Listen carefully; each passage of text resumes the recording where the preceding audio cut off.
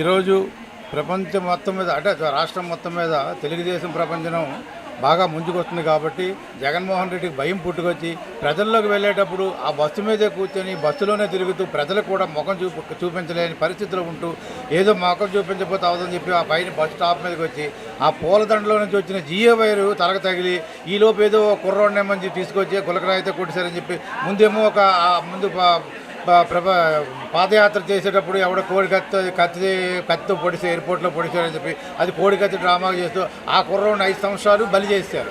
ఇప్పుడేమో కొత్తగా ఈ నాటకం ఏంటంటే ఏదో చిన్న కొలకరాయి వచ్చి అబ్బాయి వచ్చి కొట్టేశాడని చెప్పి ఇప్పుడు ప్రజలు ఏంటంటే యూత్ని వాడుకొని ఈయన రాజకీయ పబ్బం గడుపుకోవడం కోసం చెప్పి ఏదో రకంగా పెద్దలను మభ్యపెడుతూ అదే ప్లాస్టర్ వేసుకుంటూ ఆ ప్లాస్టర్ ఏమో అనకూడదు కానీ చిన్నపిల్లలకి తీసుకొచ్చిన టైప్ కూడా ఉండదు. ఆ తీసుకొచ్చే ప్లాస్టర్లో సింపతి కోసం సింపతి వస్తే ఈ రోజులో ప్రజలు నమ్మలేదు. నిన్న 5 సంవత్సరాలు నమ్మి ప్రజలను మోసం చేసి ప్రజలు చేసింది ఏమీ లేదు. 10 రూపాయలు ఇస్తున్నావు, 100 రూపాయలు నువ్వు లాగేస్తున్నావు అంతే తప్ప పార్టీకి నువ్వు ప్రజలకి సేవ చేసే కార్యక్రమం అయితే నువ్వు లేవు.